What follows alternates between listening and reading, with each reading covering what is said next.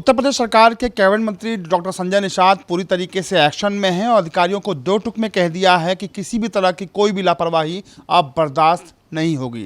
Doctor Sanjay Nishad हमारे साथ इस वक्त बातचीत करने के लिए मौजूद हैं। डॉक्टर साहब पूरी तरीके से एक्शन में दिख रहे हैं, अधिकारियों को दो टूक में चेतावनी दे दी है। किस तरह की चेतावनी आपने दी है? भाई, भारतीय जनता पार्टी के कार्यकर्ता और निषाद पार्टी के कार्यकर्ता दोनों पार्टी अपना दल ये एक्शन में नहीं होती तो इतना बड़ा विजय नहीं होता।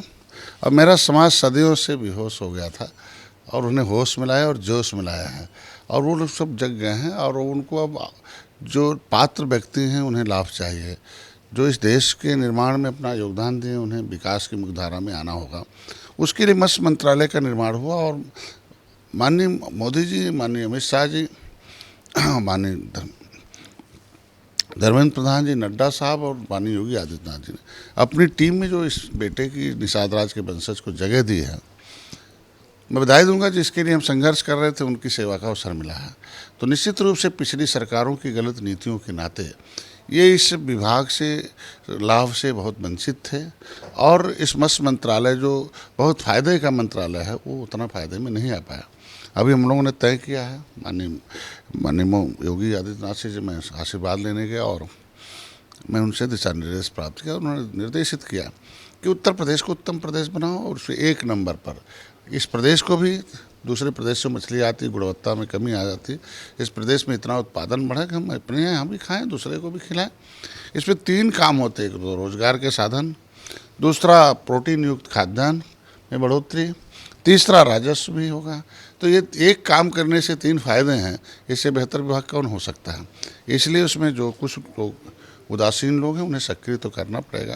ये धर्म बनता चूँकि जनता ने हमें भेजा है चुनकर और जनता की सेवा करना, तो निश्चित रूप से अधिकारियों को निर्देश दिए गए हैं कि समय पर सभी फाइल तैयार करिए, सभी लोगों को ट्रेनिंग के प्रोग्राम बनाइए, 100 दिन के जो कार्य योजना है उसको तैयार करिए, 6 महीने की कार्य योजना, 1 साल की कार्य योजना, 1.5 साल, 2 साल, 3 साल, 3.5 साल, 4 साल, 5 साल में क्या करना है, इसे किस तरीके से इसको उत्तम बनाया जा सकता है, उस पर काम चल रहा है।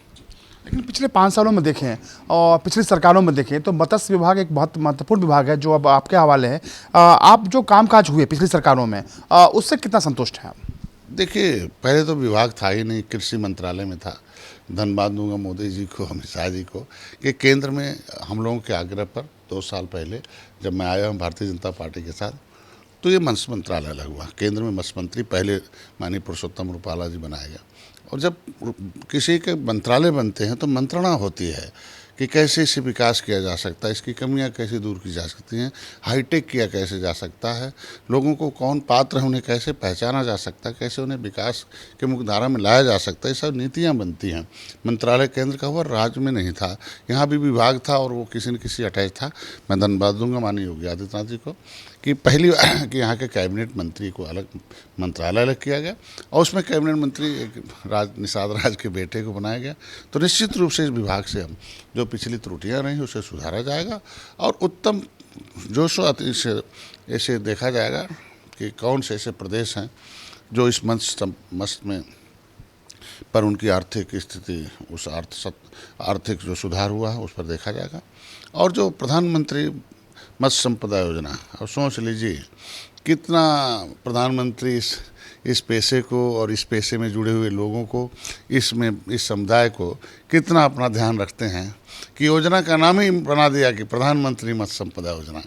तो प्रधानमंत्री की मत्स्य संपदा योजना को धरातल पर लाना हम लोगों की पहली जिम्मेदारी बनती, क्योंकि मोदी जी की नीति, अमित शाह जी का प्रबंधन और योगी जी के सुशासन पर मोहर लगाया जनता ने और उन्होंने स्वीकारा, उसे और सुदृढ़ करना हम लोगों का कर्तव्य बनता। बहुत शुक्रिया।